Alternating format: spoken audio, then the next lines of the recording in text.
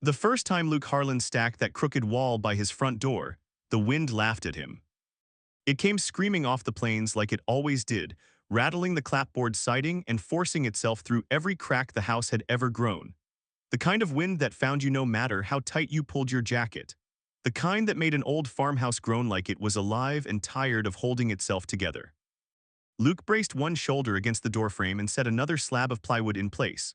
The boards were mismatched, some gray with age, others raw and pale, scavenged from a collapsed barn 2 miles down County Road 12.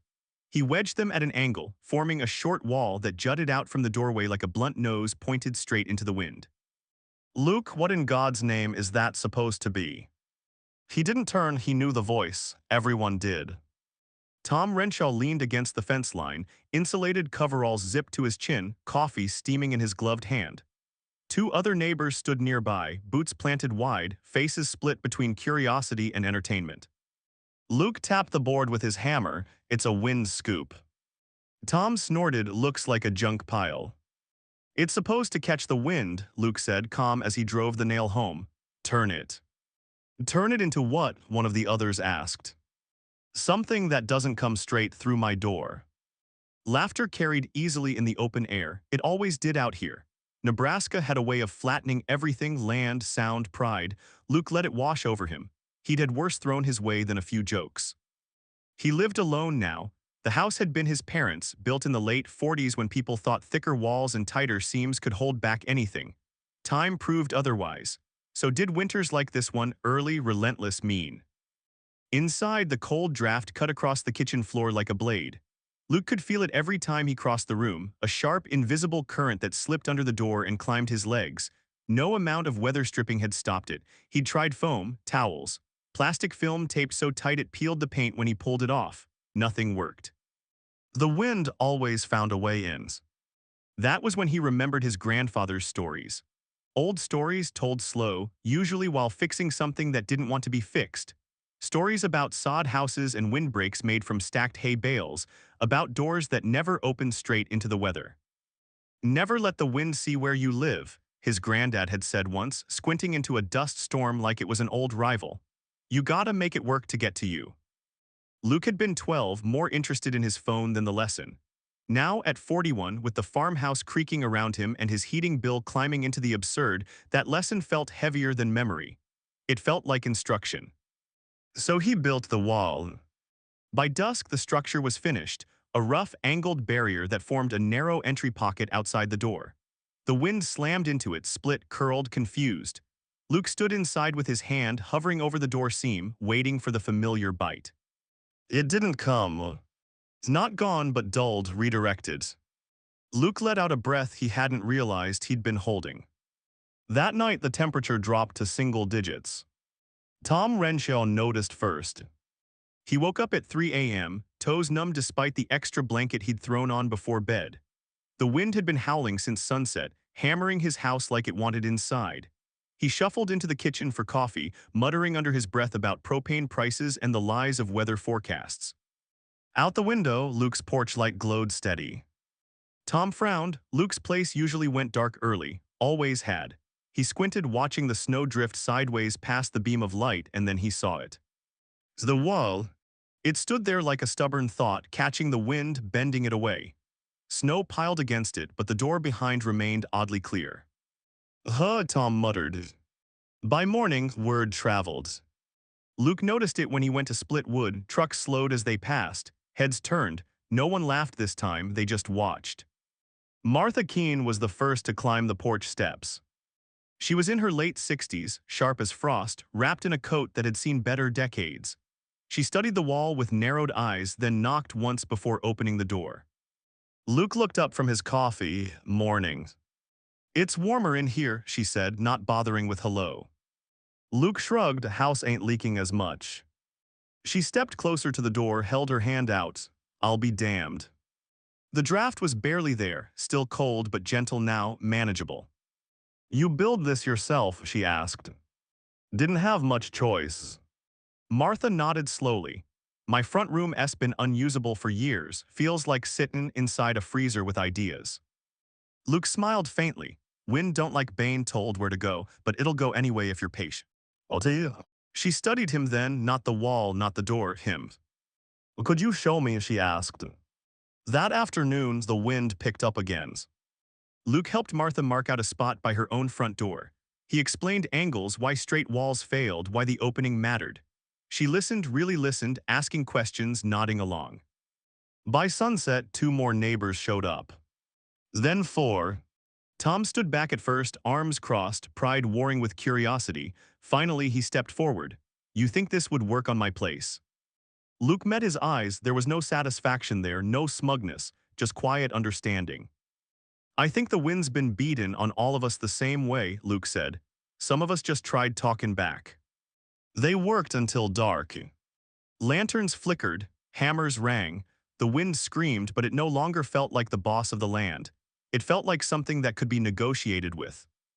Luke stood on his porch afterward, watching the new walls rise across the road, along the fence line by houses that had surrendered to drafts years ago. The cold still existed. Winter still had teeth. But it wasn't winning so easily anymore. He closed his door gently. The house stayed quiet. The wind didn't quit just because Luke Harlan had learned how to bend it. If anything, it seemed offended. It came back harder the next week, barreling down from the north with a steady, relentless fury that flattened corn stubble and rattled grain silos like dice in a cup. Temperatures dropped into territory folks measured by how fast your breath hurt your lungs. The local weather guy called it a sustained Arctic pattern, which everyone knew was just a polite way of saying this is going to be rough. Luke felt it when he stepped outside before dawn, the sky still dark and the stars sharp as broken glass. He stood for a moment by his door, hand resting against the inside frame, waiting. The draft didn't cut across his ankles anymore. It nudged, pressed, then slid away, redirected by the angled wall outside like water hitting the prow of a boat. The house still breathed. It was old, after all, but it no longer bled heat. Luke pulled on his coat and smiled to himself. By mid-morning, the county road looked like a parade route. Pickups slowed, some stopped outright. A few drivers rolled down their windows, letting cold flood their cabs just long enough to shout questions. How'd you figure the angle? Does it ice up? You think plywood's enough? Luke answered when he could. When he couldn't, he said so. He wasn't selling anything. He wasn't pretending to be smarter than anyone else. He was just explaining what worked for him.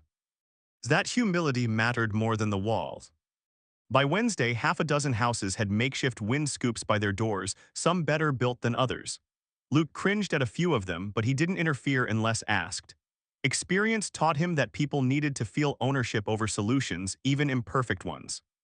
The first real test came that night. The wind shifted. Instead of slamming head-on, it curled around the houses, probing for weak spots, whistling through gaps and seams like it was learning. Luke lay awake listening, not afraid exactly but alert. Old instincts from when the house felt like an enemy instead of shelter. A sudden thump echoed outside. Luke was out of bed in seconds, boots half on as he yanked open the door. Snow and wind punched him in the chest. One of the plywood panels had come loose, slamming against the outer brace like a drum. He fought it back into place, fingers numb, hammer slipping in his grip. Across the road, a light flicked on. Then another. Luke wasn't the only one watching the wind tonight. By morning, Martha Keene's scoop was listing badly. One corner collapsed under drifting snow. Tom Renshaw's stood firm, but the door behind it had iced shut. Can't get out, Tom muttered, hacking at the ice with a shovel while Luke watched. Guess I overdid the seal. Luke crouched, examining the setup. You boxed it too tight, he said. Wind's gotta move somewhere, otherwise it just sits there and freezes you in. Tom scowled. You tell me that now.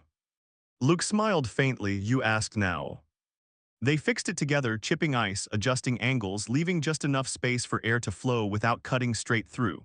When the door finally opened, Tom exhaled hard. Feels like building a truce with something that hates you, he said. That's about right. Not everyone was convinced. By the end of the week, complaints started circulating, quiet at first, then louder. Someone said the scoops looked trashy. Someone else worried about property values, as if the wind had ever cared about that. A call came into the county office about unsafe exterior structures. Luke heard about it from the clerk at the feed store, her voice low as she rang him up. Just so you know, she said, folks are talking. They always do. Yeah, she replied, but this time they're scared. That night, Luke stood on his porch staring at the wall he'd built. It was solid, functional, but ugly, no way around it. Practical had never been pretty.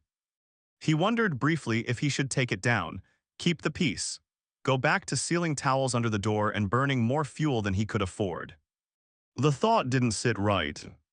Because for the first time in years, his house felt like it was on his side. The confrontation came 2 days later. Luke was helping the Keens reinforce their scoop with diagonal bracing when a county SUV rolled up, tires crunching on packed snow. The door opened, and a woman in a thick parka stepped out, clipboard tucked under her arm. "Luke Harlan," she asked. He straightened slowly. "That's me. I'm Susan Mayer, County Code Enforcement." Martha stiffened beside him. "They're just boards," she said sharply. "We're not building skyscrapers." Susan held up a hand. "I'm not here to shut anything down. I just need to understand what's going on." Luke nodded. "Fair enough." They walked to his house. Susan circled the wall, took notes, tapped a brace with her boot.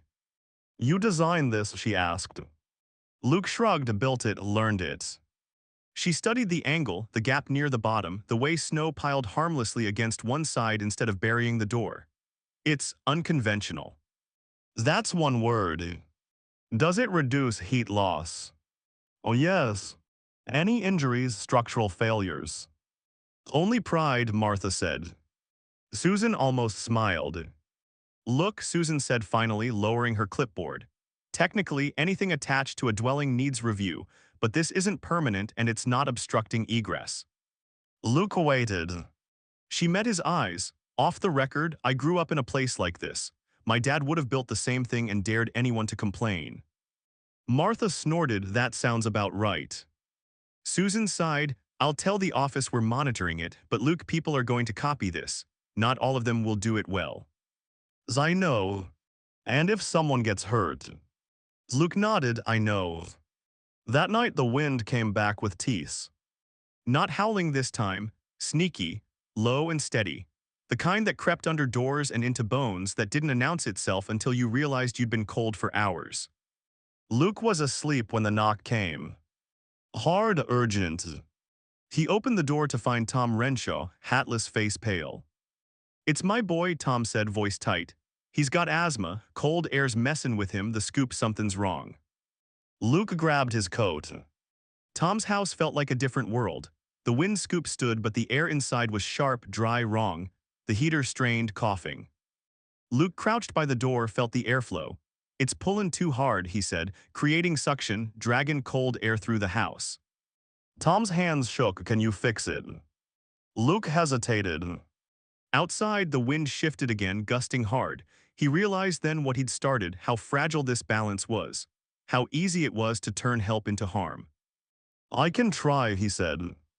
They worked fast, adjusting angles, adding a baffle Luke hadn't thought necessary before. The wind fought them, numbing fingers, testing patience. Inside, Tom's wife paced with their son, eyes wide with fear. When Luke finally stepped back inside, the air felt different, softer, the heater steadied. Tom's son took a deep breath and didn't cough. Tom sagged against the wall, relief flooding his face. "I thought," he stopped, swallowing hard, "I thought I'd messed everything up." Luke shook his head. "We're all learnin's."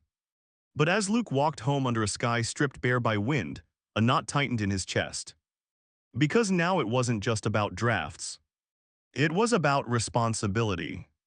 The storm arrived without drama. No sirens, no breathless meteorologist pointing at red blobs on a screen. Just a quiet drop in pressure that made Luke's ears pop when he stepped outside at dawn, and a sky the color of old steel pressed low over the plains. He knew that sky. His father had taught him to read it back when Luke was a kid, standing in a field that never seemed to end. When the sky looks like it's thinking, his dad had said, it's already made up its mind. By noon, the wind turned brutal. It didn't howl, it roared, a constant, grinding sound like a freight train that never passed. Snow came sideways, needles of ice driven hard enough to sting through denim. County Road 12 vanished under white. Phone service dropped to 1 bar, then none. Luke stood at his front window, watching the wall by his door take the hit. The wind scoop flexed, shuddered, but held. Across the road, he saw Tom Renshaw's place doing the same. Martha's. The Keens. The improvised barriers looked like a line of stubborn shoulders braced against something bigger than all of them. Then he saw the flash. Not lightning powers. The line dropped somewhere down the road, a blue-white burst swallowed instantly by snow. A second later, Luke's lights fell. Icard and died. The house went silent. The cold moved in fast. Luke didn't wait. He layered up, grabbed his headlamp and tool bag and stepped into the storm. The wind slammed into him so hard it stole his breath, spun him sideways. He leaned into it, boots biting into the snow, moving from house to house by memory more than sight. At Tom's place, the door wouldn't open. Ice had built up inside the scoop again, faster this time, locking everything in place. Luke hacked at it with a pry bar while Tom pushed from the inside, both men shouting into the wind. When the door finally gave, warm air spilled out, precious as blood. "My wife's car won't start," Tom yelled, "if the furnace quits." "It won't," Luke said, though he couldn't be sure. At Martha's, one of the braces had snapped, the wall sagging dangerously. Luke lashed it back together with rope and a spare board, fingers clumsy, numb. He didn't feel the cut until later. By the time he reached the Keens, he was exhausted, lungs burning, vision tunneling. Inside, their youngest grandkid sat wrapped in blankets, eyes wide. "Is the house gonna freeze?" the kid asked. Luke knelt, forcing a smile. "Not tonight." Outside, the storm intensified. Wind hammered the scoops from new angles, testing every mistake, every shortcut. One by one, structures failed, panels ripping free, walls collapsing into drifts. Each failure sent cold flooding inside like an invading army. Luke ran. He didn't think, didn't weigh risk. He moved because stopping meant letting the wind win. At one house, a scoop had been built straight on, no angle at all. The wind slammed it flat against the door, trapping the family inside. Luke and Tom pried it loose together, muscles screaming, faces raw. "This was a bad idea," someone shouted from inside. Luke froze for half a second, fear flashing through him like lightning. Then he shook it off. "No," he yelled back, "a rushed idea is bad, the idea works." But even as he said it, doubt gnawed at him. The storm peaked just after sunset. That's when the worst happened. Martha's house went dark. Luke saw it from the road, a sudden absence where light had been. He ran, heart pounding. Inside, Martha lay on the couch, lips pale, breathing shallow. The cold had seeped in faster than expected, aggravating her heart. Luke knelt beside her, hands shaking as he checked her pulse. "Stay with me," he said, voice tight. Outside, the wind battered the door, testing the weakened scoop. Luke knew what he had to do. He went back out. The wind nearly knocked him off his feet as he tore the damaged structure apart, ripping boards free, stacking them into a tighter, lower wall, shorter, denser, angled, sharper than before. He sacrificed height for mass, letting snow pile up and insulate instead of fight. It was messy and desperate. It worked. Inside, the draft slowed, the cold eased its grip. Tom called 911 when a signal flickered back. They waited, watched Martha breathe, listened to the wind rage and then slowly lose its voice. By morning, the storm had spent itself. The landscape looked scoured, reshaped. Snowdrifts rose like dunes. Broken boards lay half-buried, evidence of lessons learned the hard way. An ambulance came for Martha. She squeezed Luke's hand as they loaded her in. "You were right," she whispered. "Wind don't like Bane told what to do." Luke swallowed, it just needs the right conversation. When the sun finally broke through, weak and pale, the neighborhood emerged, tired, shaken, but standing. Some scoops were gone, others remained, altered, improved. Luke stood in the road, surveying the damage, the quiet triumph mixed with fear that still hummed in his chest. He'd proven the idea, but he'd also learned its cost. The morning after the storm felt unreal. The sky was pale, washed-out blue, and the wind had finally surrendered, leaving the plains flat and silent except for the occasional creak of a sagging fence post or the soft crunch of frozen snow under boots. Luke Harlan walked slowly down County Road 12, boots heavy, eyes scanning the aftermath.